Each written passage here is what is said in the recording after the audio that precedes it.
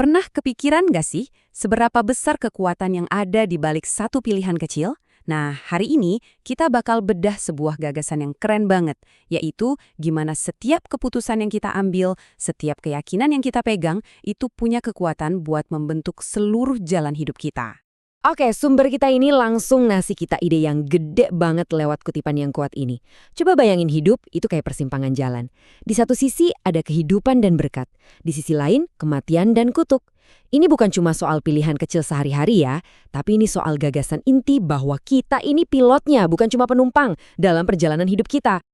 Oke, jadi pertanyaannya sekarang, gimana caranya kita nerapin pilihan sebesar itu dalam kehidupan kita sehari-hari? Untungnya teks ini nggak ngebiarin kita nebak-nebak. Jawabannya dikasih lewat sebuah kisah nyata yang luar biasa. Yuk, kita lihat gimana konsep pilihan hidup dan mati ini benar-benar terjadi dalam kisah nyata seorang wanita hebat yang dihadapkan pada vonis yang seharusnya menghancurkan semua mimpinya. Dan tokoh utama dalam cerita kita kali ini adalah Wilma Rudolph. Mungkin Anda kenal namanya. Dia ikon Olimpiade, pemenang 3 medali emas. Tapi kisah yang sebenarnya, yang paling penting buat kita hari ini, itu bukan soal garis finish, tapi soal garis startnya yang hampir aja nggak pernah dia capai. Oke, kita mundur sedikit ya ke awal ceritanya. Soalnya, buat ngerti betapa hebatnya kemenangan dia, kita harus lihat dulu seberapa mustahil perjalanannya itu dimulai.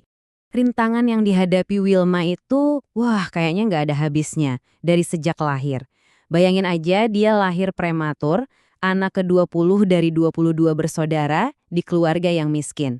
Dan yang lebih parah lagi, karena segregasi ras pada waktu itu, dia bahkan nggak bisa dapat perawatan medis yang layak di dekat rumahnya. Titik startnya benar-benar jauh banget dari garis finish Olimpiade. Nah, disinilah ceritanya jadi super penting.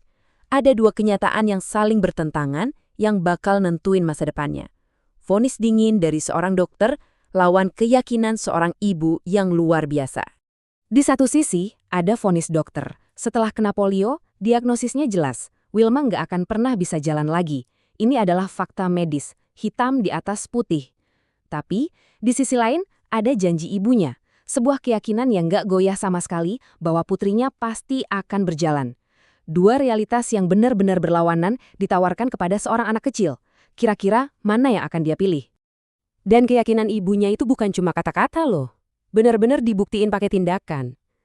Angka ini, 80,5 kilometer, itu jarak yang ditempuh ibunya bolak-balik 2 kali seminggu selama 2 tahun, cuma buat bawa Wilma ke fasilitas medis yang mau merawatnya. Ini komitmen yang luar biasa banget, yang lahir dari sebuah keyakinan. Dan ini dia momen kuncinya, langsung dari mulut Wilma sendiri. Dia dihadapkan pada dua suara, dua ramalan masa depan, dan dia membuat pilihan. Dia memilih untuk percaya pada ibunya. Dia memilih narasi tentang kehidupan dan kemungkinan. Dan ya, pilihan itu mengubah segalanya. Itu jadi titik balik yang ngebawa dia ke jalan yang sama sekali beda dari yang diramalin para ahli. Coba deh kita lihat perjalanannya. Luar biasa banget. Dari seorang anak kecil yang katanya nggak bakal pernah bisa jalan, terus lewat perjuangan bertahun-tahun yang didukung penuh sama keyakinan ibunya, sampai akhirnya dia berdiri di puncak dunia sebagai juara Olimpiade. Ini bukti nyata kan betapa kuatnya sebuah pilihan? Nah, bagian yang paling menarik dari tulisan ini tuh, penulisnya nggak berhenti di situ aja. Cerita Wilma yang inspiratif ini dipakai sebagai sebuah analogi, sebuah pelajaran yang lebih besar buat kita semua.